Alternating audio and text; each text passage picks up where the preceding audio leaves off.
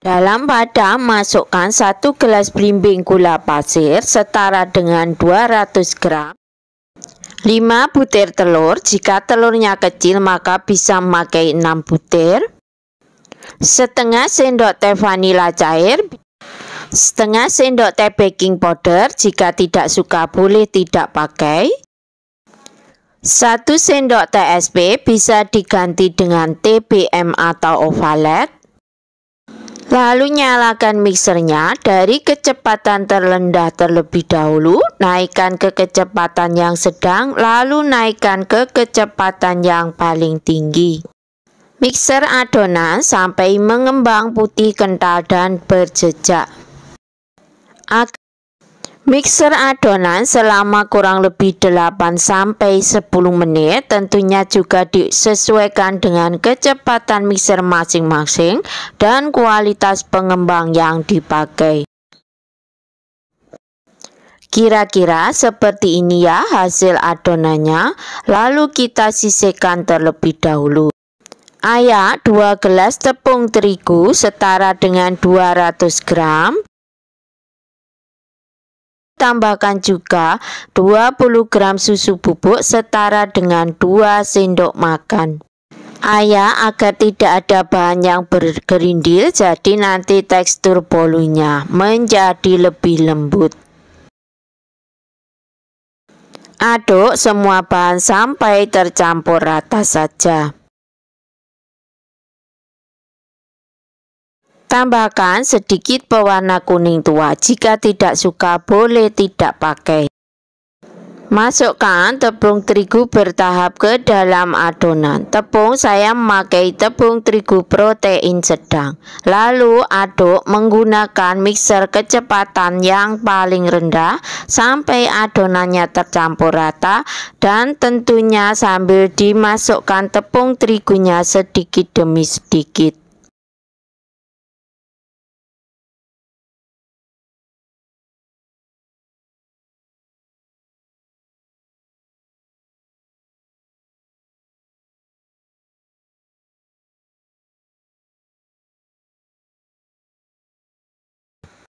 Setelah semua tepungnya dimasukkan, lalu mixer sampai tepung tercampur rata saja dengan adonannya. Jangan terlalu lama-lama memixernya ya.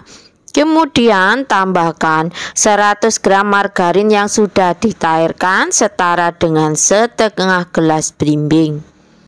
Margarin saya masukkan bertahap agar mudah tercampur dalam adonannya.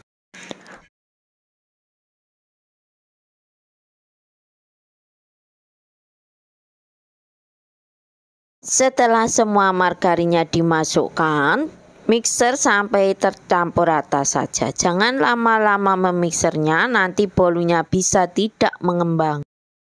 Dengan spatula aduk balik adonannya untuk memastikan jika adonan sudah benar-benar tercampur dengan rata dan tidak ada margarin yang mengendap di bawah adonan, karena nanti itu juga bisa menyebabkan bolunya tidak mengembang.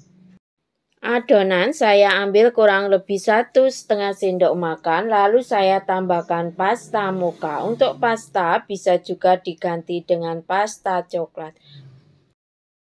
Loyang saya memakai diameter 24 cm, diameter atas bawah sama ya, tingginya 7,5 cm. Lalu masukkan adonannya. Loyang sebelumnya sudah saya olesi dengan Carlo KW yang terbuat dari 1 sendok makan tepung terigu, 1 sendok makan minyak goreng, dan 1 sendok margarin. Diaduk rata lalu dibuat untuk olesan.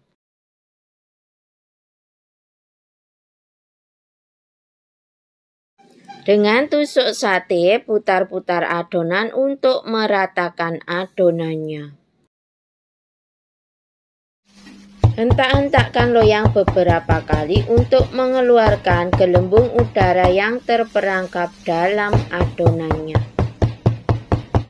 Beri motif dengan adonan yang sudah dikasih pasta tadi. Untuk motif tentunya bentuknya disesuaikan saja dengan selera masing-masing.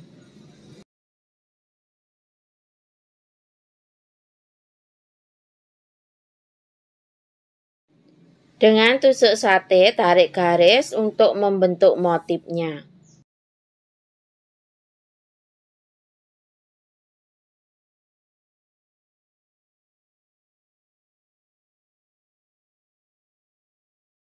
Oven sudah saya panaskan terlebih dahulu selama kurang lebih 15 menit menggunakan suhu 180 derajat, api bawah saja.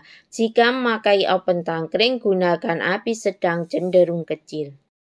Lalu saya panggang selama 50 menit. Tentunya disesuaikan juga dengan karakter oven masing-masing ya. Saat menjelang matang kurang lebih 5 menit tadi saya pindah apinya ke api atas bawah untuk mematangkan atau mengeringkan bagian atasnya.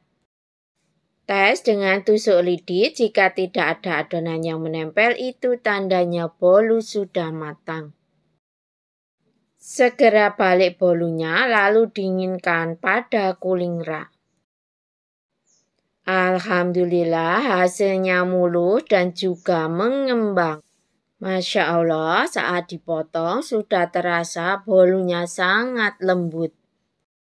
Untuk harga jual tentunya disesuaikan saja dengan harga bahan dan harga pasar di daerah masing-masing karena tiap daerah pasti harga berbeda-beda.